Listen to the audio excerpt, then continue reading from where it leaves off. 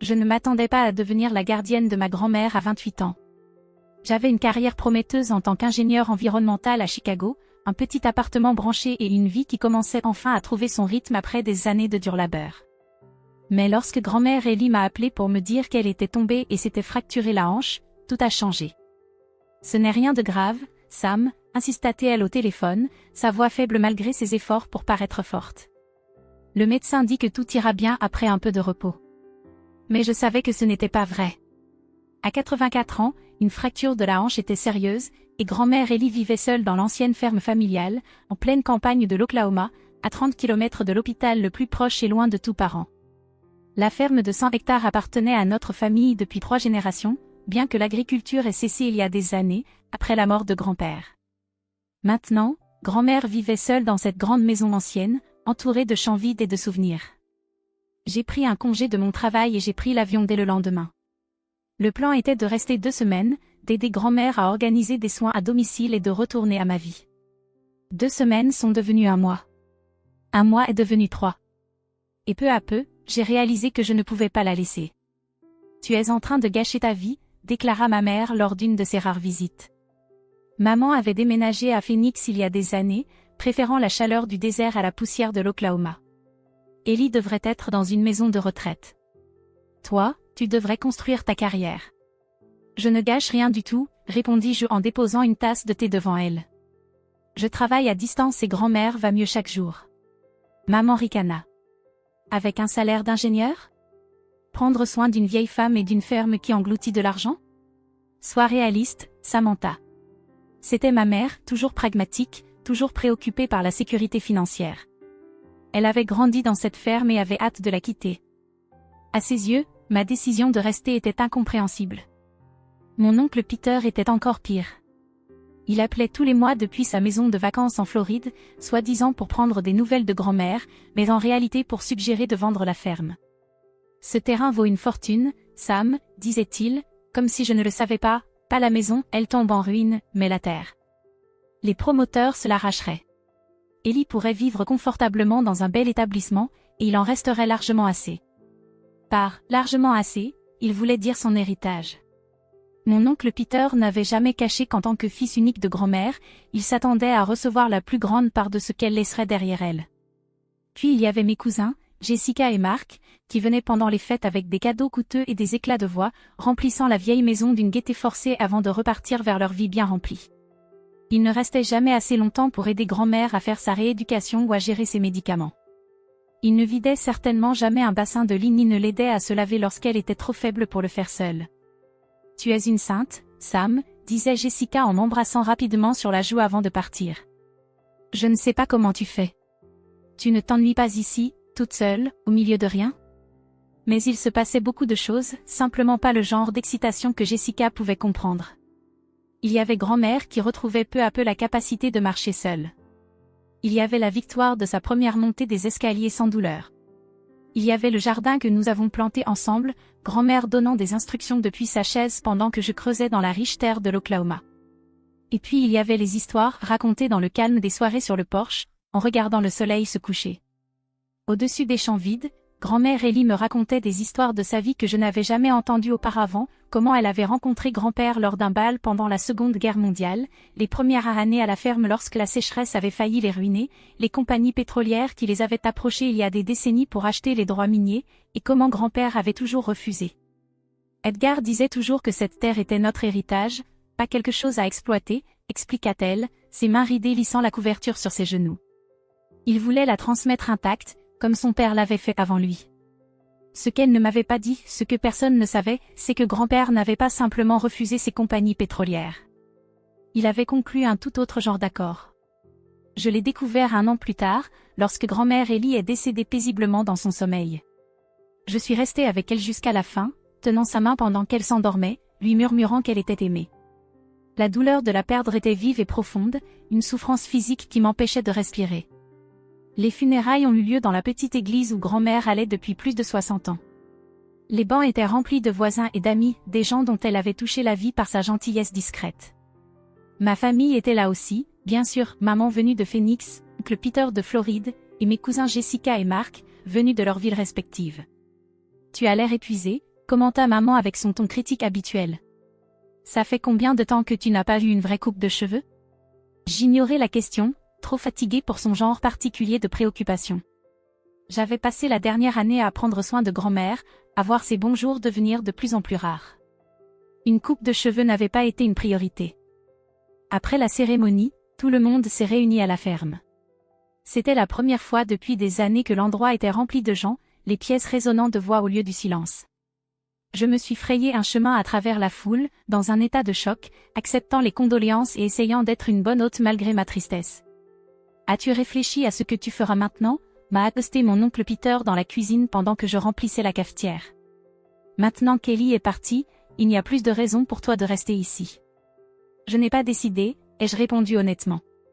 Mon poste à Chicago avait été pourvu par quelqu'un d'autre depuis longtemps. La ferme était désormais ce que j'avais de plus proche d'un chez moi.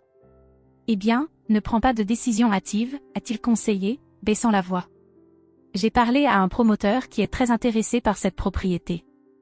Une fois le testament réglé, nous pourrions tous bien nous en sortir. Je n'ai fait que hocher la tête, trop épuisée émotionnellement pour argumenter. Qu'il ait ses plans. La vérité, c'était que je n'avais aucune idée du contenu du testament de grand-ma. Elle l'avait mis à jour 6 mois plus tôt avec son avocat, mais ne nous en avait pas parlé. La lecture du testament était prévue pour la semaine suivante, au cabinet de l'avocat M. Harrington en ville. C'était une petite pièce simple, avec des chaises inconfortables et des magazines obsolètes dans la salle d'attente. Nous nous y sommes tous retrouvés, maman, l'oncle Peter, Jessica, Mark et moi, une réunion de famille maladroite sous des néons criards.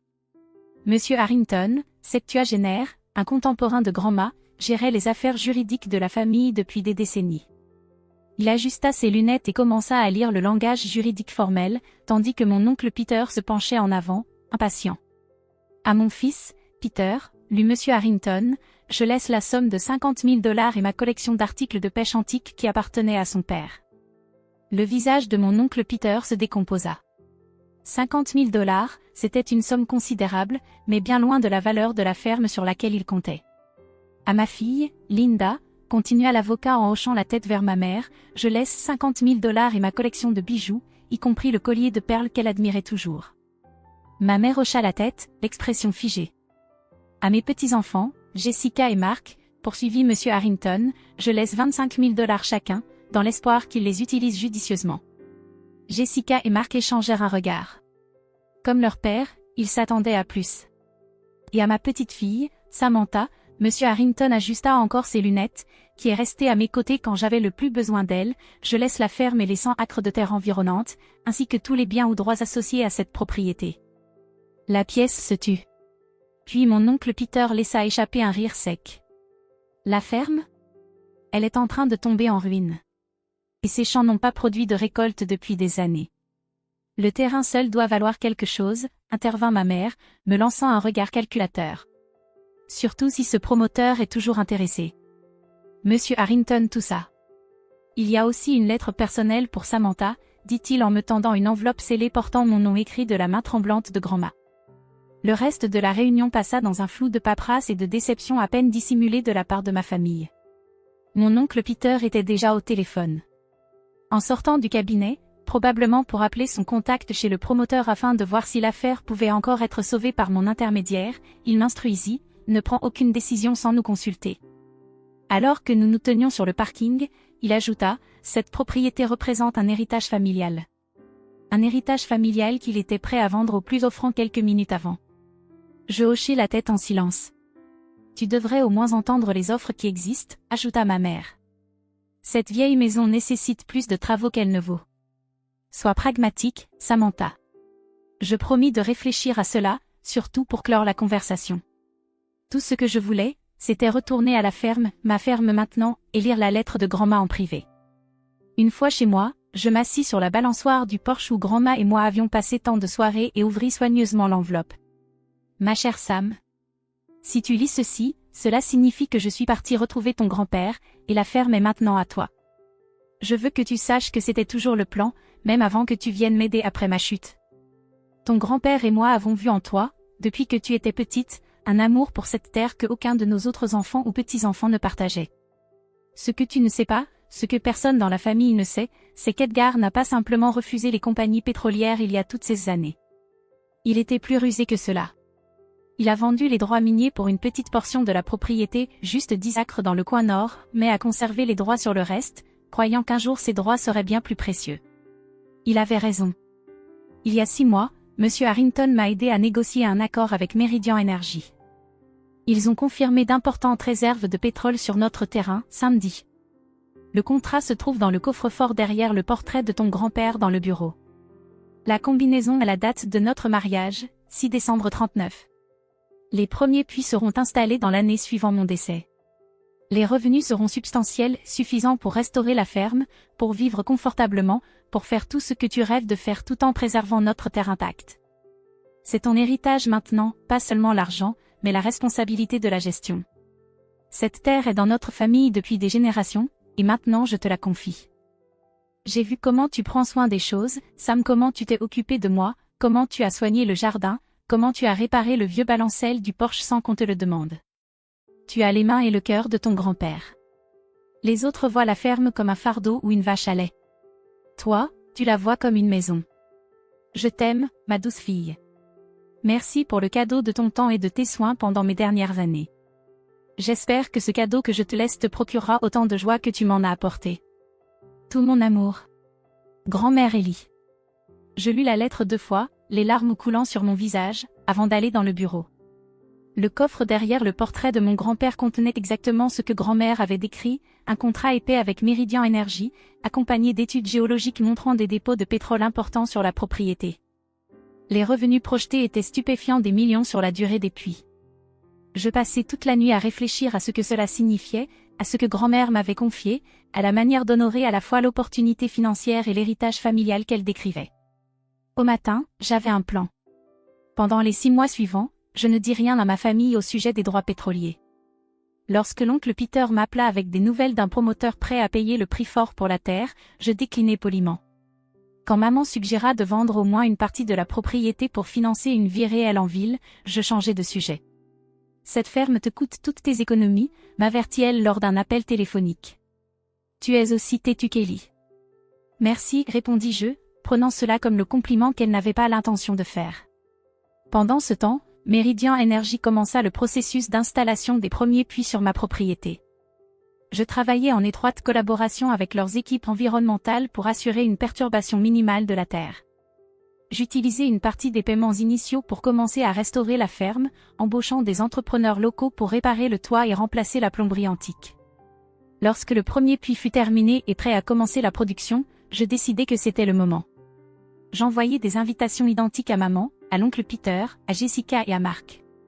Vous êtes cordialement invités à un rassemblement à la ferme familiale pour célébrer les nouveaux commencements.